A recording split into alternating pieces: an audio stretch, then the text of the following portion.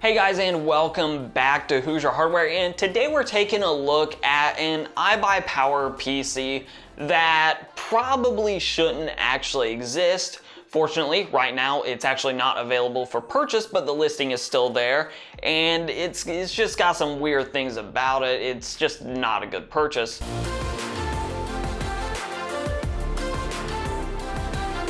Now, before we hop right into everything, I do want to get some input from those of you watching this. Let me know in those comments down below if there's a PC brand or a specific PC that you would actually like me to take a look at, a critical look at, and sort of critique and see if it's really a good value to the end consumer or not. So here we are with the iBUYPOWER Pro Gaming PC Computer Desktop ARCB 108AV2. Which is a fantastic name for this PC. Now, fortunately, at least right now, this is out of stock, and it says temporarily out of stock. Hopefully, it's permanently out of stock, just because this is not a great PC to be getting yourself into, and there are numerous reasons for that. So we're going to start off with the case itself, which does not look to have great airflow. And for the components that are in the PC, this is not going to be a big deal. But if this is in fact the case that you're getting, it's a solid front panel, which means that likely we have intake under and over the top there. It's just not a great configuration for pulling air through the chassis. Now, like I said, with the components that it has listed, that shouldn't be a big deal because they're just not very hot components. I actually stand a little bit corrected here. The ventilation might be just on this side panel. There may be absolutely no ventilation on the top or bottom of that front panel. It actually may just be these very, very narrow cuts in the side panel, which would be, to be honest, probably even worse than just having ventilation on the top and bottom of that closed off front panel. Yeah, it doesn't look like there's any here. So it looks like all of your ventilation is going to come in through these really small cutouts, which is just going to be terrible airflow. You're going to be baking any components in there that are any kind of hot components. Again, the configuration as shown it's not a hot configuration, so it's probably fine. But if you upgrade in the future, you're going to want to replace that case. Starting off, we do have the AMD Ryzen 3 3100, which I have had on order since before it even launched, and it still has not shipped. So hopefully in the near future, I'll be getting that. But it is at least it should be a decent gaming CPU, at least for 1080p gaming. That really shouldn't be a big problem, especially considering this PC is listed at $500. That's really not a big deal. So let's jump around here to the side view, because there are a few things I want to point out with the side view. First and foremost, it looks like there's some glow behind the motherboard tray. I'm not really sure where it's coming from in this picture. I only really see the one fan in the back, which again, for upgrades in the future, that could be problematic. For how it is right now, probably not so much. It should be just fine. Now, the CPU cooler is not the stock cooler that comes with the Ryzen 3 3100, and this leads me into sort of my biggest issue with how this PC is depicted. This is not a GT 710. At least as far as I know, GT 710s did not require any external PCIe power plugs like ever. You actually can find them fairly easily with passively cooled heat sinks and no fans whatsoever. So this is not a GT 710. This is not a CPU cooler that comes with a Ryzen 3100, and maybe this is a situation where iBUYPOWER buys the CPUs in bulk and then puts a different cooler on them, doesn't necessarily get the Wraith Stealth cooler shipped here, but basically those two things make me believe that this is not a picture of the system, obviously, that you're going to get. Obviously, the GPU is definitely not the GPU you're going to get when it actually shows up. And this is my single biggest issue with this listing, is just the pictures don't mesh with the description. So you have to just assume that you're going to have a GT 710 here. You don't know which one, what brand or anything like that, but it is not going to be the card pictured here if you're able to order it. And we're unsure about the CPU cooler, which then raises, of course, the questions of, are any of the components what you're actually getting with this listing, or are these just placeholder pictures for that matter? So the motherboard looks fine.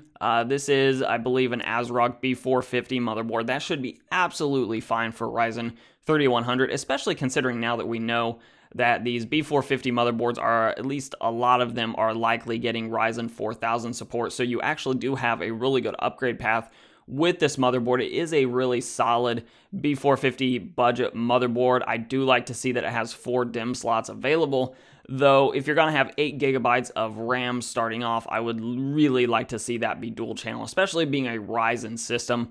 You really do want dual channel memory.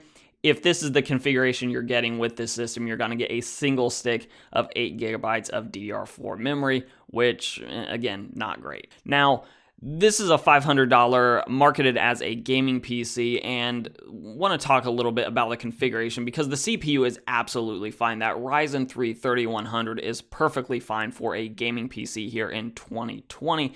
In fact, it's a really good entry point. The problem here is this GT 710 is utterly and completely useless in 2020. Outside of retro games and old games, it's not going to play modern AAA titles or probably even some modern sort of esports titles that you need higher frame rates to be competitive with. It's just not going to run those games at acceptable quality settings and acceptable frame rates. And you know, if we get into the games that I've been testing recently, some of these 2020 titles like Red Dead Redemption 2, like this GT 710 is going to be utterly useless in a game like that. So if you're buying this PC off the bat, there's a few things you should do, and I would maintain that this case is not going to be a good case moving forward. But first and foremost, you will want to replace that GT 710. I know it's not the card shown in the picture here, but you're going to want to replace it with at least a competent gaming card. Now, you could get a secondhand card like an RX 470 or an RX 570, 580, something like that.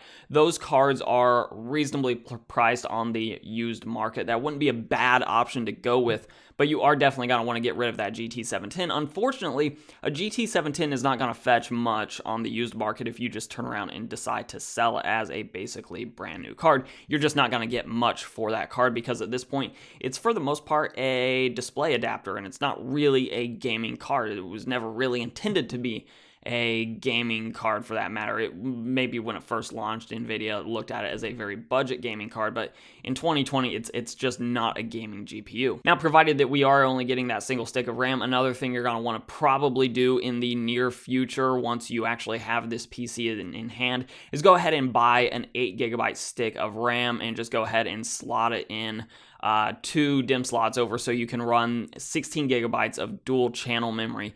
You'll get a nice little performance boost by doing that as well. Now, I'm not sure if it lists in here what speed that memory is running at. I'm guessing it doesn't. Yeah, I couldn't find anywhere on the listing where it actually does mention the speed of the memory. So it's probably slower memory. It may even be 2133. So your Ryzen CPUs really do like that faster memory. So obviously, if you can overclock that memory a little bit with this motherboard, you might be able to. That would be a good idea to at least try to get it to a respectable speed. Like if it's shipping with 2133 megahertz memory, maybe you can get up to like 2666 if you're into tuning up timings and everything like that. But frankly, if you're buying this PC, you're probably not into the really overclocking scene, especially the memory overclocking, which can be extremely finicky when you start getting into the memory timings and that sort of thing. So there's just a lot wrong with this PC. It's not that it doesn't have any redeeming qualities. It probably has a decent power supply. If it has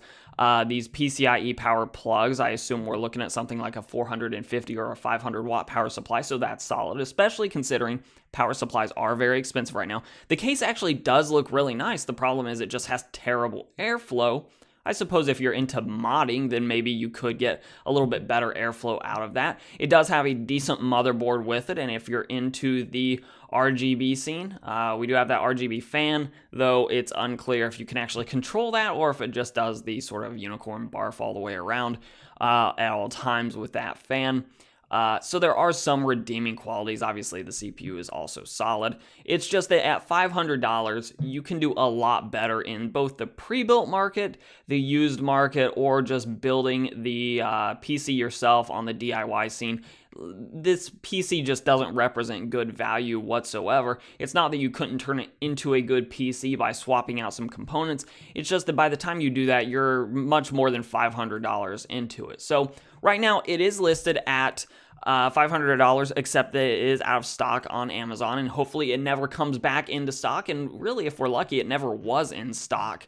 because this is just not a PC that you should be buying. And I do find it hilarious that right next to it is the Ryzen 3 3200G PC. This one's listed as currently available, and it uses, you know, the same general pictures here. Might add that blue.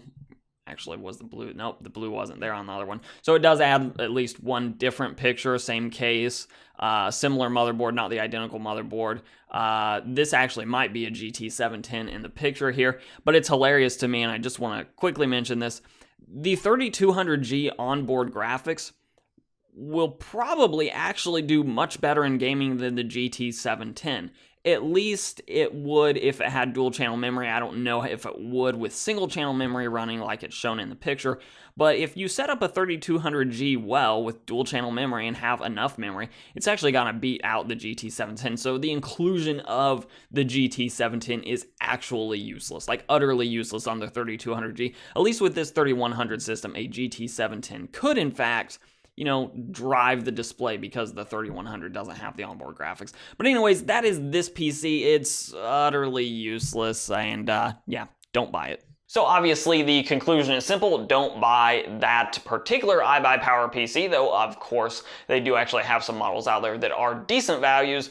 This one just wasn't one of them, though feel free to put down in those comments down below some PCs you might want me to take a look at. Also, PCs that you found out there that are actually a really good value that are pre-built, because a lot of people just don't want to build their own PC, and in which case good pre-builts out there on the market are available, but of course sometimes people just need a little bit of help finding them, so feel free to link those in the description, or rather in those comments down below. Otherwise, if you like the video, give it a like, share, subscribe, and comment. All those things are very helpful for the channel. You can follow me both on Instagram as well as Twitter at Hoosier Hardware. And as always, I'll let YouTube queue up a couple more videos from my channel for you to watch. I'm Shane with Hoosier Hardware, and I'll see you guys in the next video.